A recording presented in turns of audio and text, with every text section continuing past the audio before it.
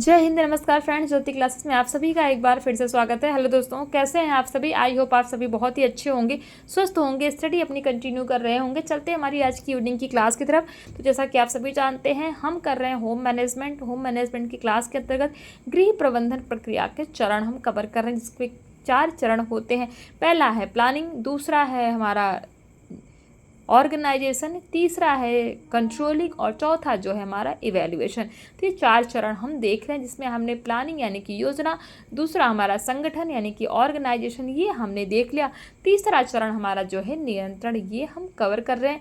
But class start करने से पहले आप सभी से रिक्वेस्ट है, चैनल पर फर्स्ट टाइम विजिट किए हैं, चैनल को लाइक शेयर सब्सक्राइब करें, अपना फीडबैक हमें दें कि क्लास आपको कैसी लगती है, क्लास आपके लिए कितनी हेल्पफुल है या फिर नहीं है। जो भी है जैसा, तो अपना फीडबैक हमें अवश्य दिया करें, तो उससे हमें काफ़ी मोटिवेशन मिलता है।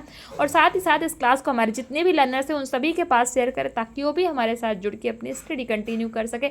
आप सभी जानते हैं, इस चैनल के माध्यम से आपको होम साइंस की फुल प्रिपरेशन कराई जाती है, जिससे हम बेसिक टू एडवांस लेवल की पढ़ाई करें, जिसमें हम कई सारे कॉन्सेप्ट भी सीखते हैं। साथ ही साथ उन कॉन्सेप्ट से रिलेटेड जो हमारे टॉपिक होते हैं, उनसे रिलेटेड हम क्वेश्चन आंसर्स की प्रैक्टिस भी करते हैं। और साथ ही साथ आपको जीएस की क्लास भी इस चैनल के माध्यम से प्रोवाइड कराई जा रही है, जो कि 2.5 मिनट्स मैक्सिमम क्लास होती है। आप देख सकते हैं, जो कि आपके आगामी आने वाले हर एग्ज़ाम के लिए महत्वपूर्ण है। तो इसी तरह हमारे साथ जुड़ने के लिए इस चैनल को आप सब्सक्राइब करें, और इस क्लास को जैसा कि हमने बोला हमारे जितने भी लर्नर्स हैं उन सभी के पास शेयर करें, ताकि वो भी हमारे साथ जुड़ के अपनी स्टडी कंटिन्यू कर सके। तो जैसा कि हमने बताया, हम कर रहे हैं गृह प्रबंधन प्रक्रिया का तीसरा चरण नियंत्रण। तो नियंत्रण के अंतर्गत हम देखेंगे नियंत्रण के चरण, और इसके पहले हमने प्रीवियस क्लास में क्या पढ़ा था, एक बार क्विक रिवीजन के माध्यम से देख लेते हैं। तो प्रीवियस क्लास में फ्रेंड्स हमने नियंत्रण स्टार्ट ही किया था जस्ट, और इसमें हमने नियंत्रण का अर्थ देखा था, उसकी परिभाषाएं, विभिन्न विद्वानों नियंत्रण के बारे में क्या बताया वो हमने कवर किया था। साथ ही साथ नियंत्रण की विशेषताएं देखी थी। इतने सारे टॉपिक हमने प्रीवियस क्लास में, जो हमारी सुबह 9 बजे की क्लास होती है, उसमें हमने कवर किया था। आई होप आपने इस क्लास को देखा होगा, नहीं देखा है प्लेलिस्ट में जा सकते हैं आप, और वहाँ से इस क्लास को वॉच आउट करके अपने कॉन्सेप्ट क्लियर कर सकते हैं इस क्लास से रिलेटेड। तो आज की क्लास में हम चलते हैं, देखते हैं नियंत्रण के चरण। तो नियंत्रण के मुख्य 3 चरण होते हैं। पहला है क्रियान्वयन को शक्ति प्रदान करना, दूसरा जांच यानी निरीक्षण करना, तीसरा जो चरण है समायोजित करना। तो इन सभी को डिटेल में देखते हैं। क्रियान्वयन को शक्ति प्रदान करना क्या होता है? तो योजना बनाने के बाद उन्हें क्रियान्वित करके निरंतरता एवं गतिमान बनाए रखना नियंत्रण का एक महत्वपूर्ण कदम है। यह सच है कि व्यक्तियों में योजना को प्रारंभ करके तदनुकूल कार्य करते रहने की योग्यता में भिन्नता पाई जाती है। जिस लक्ष्य की प्राप्ति हेतु व्यक्ति कार्य कर रहा है, उस लक्ष्य की प्राप्ति में व्यक्ति, परिस्थिति, समय का सबल एवं निर्बल पक्ष की अमूल्य भूमिका होती है। यदि व्यक्ति का कार्य करने का ढंग अनुचित है, सोच समझ में कमी है, आत्मबल व आत्मविश्वास में कमी है, तब तो सफलता भी कोसों दूर चली जाती है। इसलिए योजना को सफल बनाने के लिए कार्यकर्ताओं, कर्मचारियों, परिवार के सदस्यों को प्रेरणा दी जानी चाहिए, उन्हें प्रोत्साहित किया जाना चाहिए, उनमें उत्साह, लगन एवं कर्तव्य निष्ठा की भावना पैदा करनी चाहिए, जिससे कार्य योजना अनुसार सर्वोत्तम ढंग से हो सके। एक छोटा सा उदाहरण से हम देखते हैं। एक बच्चा जो घर में बिल्कुल पढ़ना पसंद नहीं करता है, कामचोर है, आलसी एवं सुस्त है, यदि उसे किसी ऐसी वस्तु को दिलाने की बात कही जाए जिसे वह बहुत अधिक पसंद करता है, तो वह बच्चा फुर्ती से उठकर पढ़ने बैठ जाता है। आलस एवं सुस्ती गायब हो जाती है तथा पाठ्यक्रम को याद कर लेता है। यह बात केवल बालकों पर ही लागू नहीं होती, वरन परिवार के सभी सदस्यों पर लागू होती है।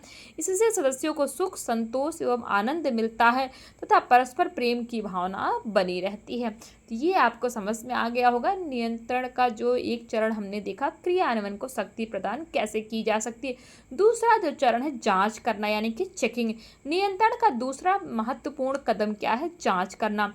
कार्य योजना अनुसार हो, इसके लिए प्रगति का निरीक्षण करना जरूरी है, ताकि सारे कार्य समय से पूरे हो जाएं। घरेलू स्तर पर इसकी आवश्यकता कम पड़ती है, क्योंकि गृहिणी ही योजना बनाती है और वही इसका क्रियान्वयन करती है। परंतु कई स्थितियों में जांच करना जरूरी भी हो जाता है, जैसे जैम बनाने में जैम जमा है या नहीं, जिस फल से जेली बनाई जा रही है उसमें मैक्टिन की पर्याप्त मात्रा है या नहीं, गुड़ मूंगफली की चिक्की बनाना है तो गुड़ की चाशनी तैयार हुई है या नहीं, इत्यादि बातों की जांच की जाती है। जांच करने में शीघ्रता की जानी चाहिए। जांच के लिए घड़ी, तराजू, ज्ञानेंद्रिय, स्वयं का अनुभव आदि का उपयोग किया जाना चाहिए। कई बार जांच करने के लिए विशिष्ट पदार्थों एवं उपकरणों की भी जरूरत होती है, जैसे वस्त्रोत्पादक रेशों की जांच के लिए विभिन्न प्रकार के रसायन, माइक्रोस्कोप आदि की आवश्यकता होती है। खाद्य वस्तु में मिलावट को जानने के लिए कई रसायनों की आवश्यकता होती है। औद्योगिकी स्तर पर नियंत्रण के इस कदम का काफी महत्वपूर्ण स्थान है। जांच करने के मुख्य दो सिद्धांत है। पहला क्या, मार्गदर्शन यानी कि गाइडेंस, दूसरा निर्देशन यानी कि डायरेक्शन। तो इनको डिटेल में देख लेते हैं। मार्गदर्शन, इसमें व्यक्तियों के गुणों, रुचियों एवं कार्य क्षमताओं के आधार पर उन्हें धीरे धीरे कार्य के विषय में ज्ञान कराया जाता है। किसमें, मार्गदर्शन में। प्रारंभ में व्यक्ति में कुशलता, योग्यता एवं कार्य क्षमता का अभाव होता है, परंतु जैसे जैसे व्यक्ति कार्य सीखता जाता है उसमें कुशलता यानी कि परफेक्शननेस आती जाती है, और जब वह कार्य को पूरी तरह से सीख जाता है तब वह कार्य कुशल हो जाता है यानी कि अच्छा हो जाता है। प्रारंभ में सिखाने की प्रक्रिया में समय अधिक लगता है, तब समय तत्व पर विशेष ध्यान नहीं दिया जाता, परंतु जब व्यक्ति कार्य सीख जाता है तब समय सीमा तक तय की जाती है और व्यक्ति को उसी समय सीमा में कार्य को पूरा करके दिखाना होता है, क्योंकि learning makes a man perfect. ये कहावत तो आप सभी ही जानते होंगे कि जितना ज़्यादा आप सीखोगे उतना ही ज़्यादा आप परफेक्ट बनते जाओगे। दूसरा है निर्देशन यानी कि डायरेक्शन। परिवार के सदस्यों, कर्मचारियों को कार्य करने हेतु सभी प्रकार के आवश्यक निर्देशन पहले से ही दिए जाते हैं। इसमें कार्य का स्तर एवं गुण महत्वपूर्ण होते हैं, साथ ही कार्य के सुखद परिणाम की आशा रहती है। नंबर 3, समायोजन। नियंत्रण का जो तीसरा चरण है, ध्यान दीजिएगा, ये मार्गदर्शन और निर्देशन हम किसके अंतर्गत देख रहे थे, ये हम देख रहे थे जांच करने के दो मुख्य सिद्धांत। जांच के हम दो सिद्धांत देख रहे थे, मार्गदर्शन और निर्देशन। तीसरा हमारा जो नियंत्रण का मुख्य चरण है क्या है, समायोजन यानी कि एडजस्टमेंट। समायोजन नियंत्रण का तीसरा एवं सबसे महत्वपूर्ण कदम है। क्यों? क्योंकि योजना को क्रियान्वित करने के उपरांत कभी कभी हमारे सामने ऐसी विकट परिस्थितियां उत्पन्न हो जाती हैं जिसके कारण हमें अपने निर्णय बदलने पड़ते हैं। घरों में तो ऐसी परिस्थितियां लगभग रोज ही उत्पन्न होती हैं। उदाहरण, घर में अतिथि आने वाले हैं, गृहिणी ने अतिथि को भोजन कराने हेतु दाल, चावल, रोटी, पालक, पनीर की सब्जी, हलवा, बूंदी मतलब जो भी है बनाने की योजना बनाई है। वह योजना अनुसार कार्य प्रारंभ करती है, परंतु उसे पता चलता है कि मेहमान मात्र 2 घंटे ही रुकेंगे, यानी कि जिसके लिए वो इतना सारा प्रिपरेशन कर रही है उसे पता लगता है वो तो सिर्फ 1 घंटे या 2 घंटे ही रुकेंगे।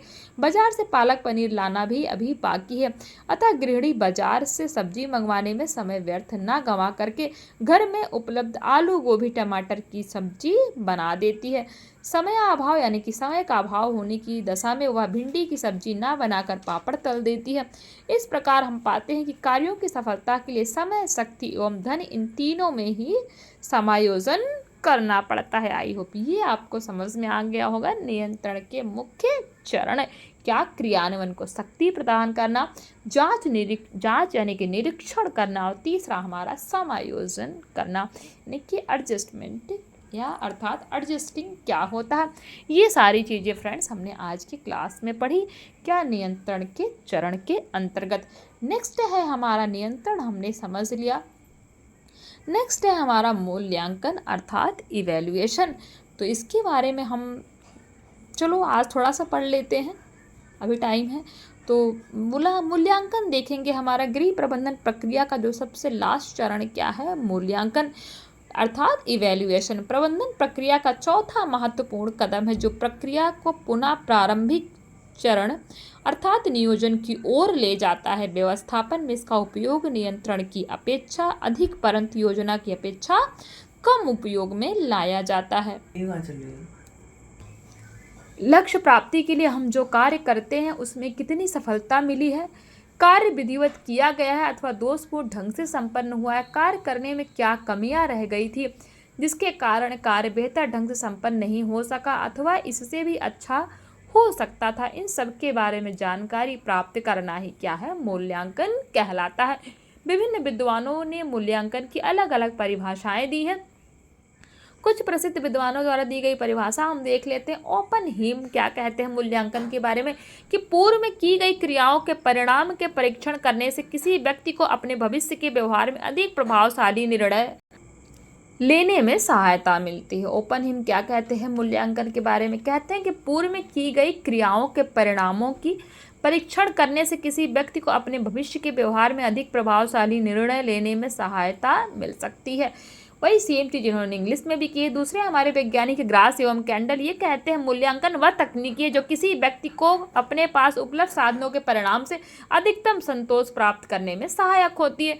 नंबर 3, डॉक्टर कांति पांडे के अनुसार मूल्यांकन क्या है, ये कहते हैं योजना के आधार पर कार्य करने में कहाँ तक सफलता प्राप्त हुई है तथा कार्य विधिवत किया गया है अथवा दोषपूर्ण ढंग से संपन्न हुआ है, इसकी जानकारी प्राप्त करना ही क्या है, मूल्यांकन है। नंबर 4, निकेल एवं डार्सी ये कहते हैं evaluating constantly looks towards both the process of management and the result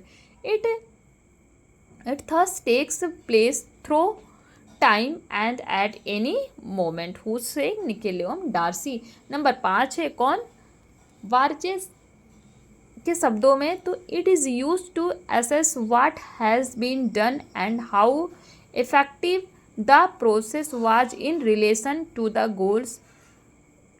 goals achieved है। तो ये सारी चीज़ें हमने परिभाषाएं देखी किसके बारे में, मूल्यांकन के बारे में। तो उपरोक्त परिभाषाओं के आधार पर यह कहा जा सकता है कि कार्य योजना अनुसार संपन्न हुआ है या नहीं, क्या बाधाएं आई, उद्देश्यों की प्राप्ति किस सीमा तक हुई है, इन सब की जानकारी प्राप्त करना ताकि भविष्य में किए जाने वाले कार्यों में प्रभावशाली निर्णय लेकर बेहतर तरीके से कार्य संपन्न करवा सके, वही क्या है, मूल्यांकन कहलाता है। मूल्यांकन में नियोजन, संगठन एवं योजना के क्रियान्वयन के नियंत्रण पर पूरी तरह से दृष्टिपात किया जाता है। संपूर्ण योजना की अच्छाई बुराई का आकलन किया जाता है।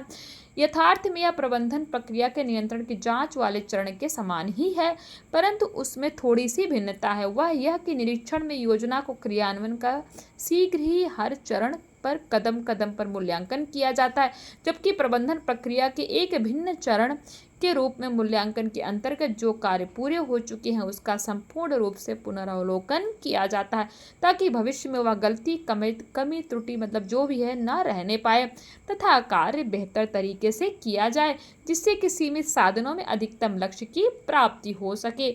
मूल्यांकन क्रिया से हमें निम्न जानकारी प्राप्त होती है, क्या योजना को लक्ष्य के अनुरूप सफलता मिली है या नहीं। नंबर 2, समय पर कार्य संपन्न हुआ है या नहीं, यदि नहीं तो क्या कारण थे, क्या समस्याएं आई थी जिसलिए कार्य संपन्न नहीं हो पाया। नंबर 3, उद्देश्यों की प्राप्ति कहाँ तक हुई है, यानी कि जो आपके उद्देश्य उनकी प्राप्ति कहाँ तक हुई है, इसका भी पता आप मूल्यांकन से लगा सकते हैं। नंबर 4, भविष्य में कार्य करने हेतु उन कठिनाइयों का निवारण करना जो कि पहले आ चुकी है। नंबर 5, भविष्य की योजना के लिए एक आधार प्रस्तुत करना। नंबर 6, नई तकनीक सूझ विचार विधियाँ एवं उपाय प्राप्त करना। तो ये क्या है, मूल्यांकन क्रिया से हमें ये जो है ये जानकारी प्राप्त होती है अगर हम मूल्यांकन करते हैं। नेक्स्ट है हमारा मूल्यांकन का उद्देश्य, यानी कि ऑब्जेक्टिव्स ऑफ इवैल्यूएशन। इसको हम फ्रेंड्स कवर करेंगे हमारी नेक्स्ट क्लास में। आई होप आज की क्लास आपको समझ में आई होगी, कॉन्सेप्ट क्लियर हुआ होगा। कहीं पे भी कोई क्यूरी है किसी वर्ड किसी सेंटेंस में तो आप पूछ सकते हैं कमेंट के माध्यम से, आपकी हर एक प्रॉब्लम का सोल्यूशन प्रोवाइड कराया जाएगा। और प्लीज़ आप सभी से रिक्वेस्ट है, मैं बार बार कहती हूँ कि अपना फीडबैक हमें अवश्य दें कि आपको क्लास कैसी लगती है, इससे आपको कितना बेनिफिट मिल रहा है या फिर नहीं मिल रहा है, जो भी है जैसा अपना जो है फीडबैक हमें अवश्य दिया करें। तो आज की क्लास को यहीं तक करते हैं। आज की क्लास में हमने क्या क्या पढ़ा है एक बार क्विक रिवीजन के माध्यम से देख लेते हैं। तो आज की क्लास में हमने नियंत्रण के चरण देखे, यानी कि स्टेप्स इन कंट्रोल। नियंत्रण के मुख्य 3 चरण, क्रियान्वयन को शक्ति प्रदान करना, जांच यानी निरीक्षण करना, तीसरा जो चरण देखा हमने समायोजित करना। तीनों चरण को हमने डिटेल में पढ़ा। फिर हमने देखा मूल्यांकन क्या होता है, मूल्यांकन का अर्थ हमने जाना, मूल्यांकन की कुछ परिभाषाएं देखी जिससे हमने मूल्यांकन को बहुत ही स्पष्ट रूप से समझा। तो ये सारी चीज़ें हमने जो है आज की क्लास के अंतर्गत कवर की हैं। आई होप आपका एक बार रिवीजन भी हो गया होगा कि हमने आज की क्लास में पढ़ा क्या है। मिलते हैं हमारी नेक्स्ट क्लास में, तब तक के लिए जय हिंद, नमस्कार। हंसते रहिए, मुस्कुराते रहिए, एक दूसरे की हेल्प करते रहिए। और प्लीज़ अपना फीडबैक हमें अवश्य दिया करिए। धन्यवाद।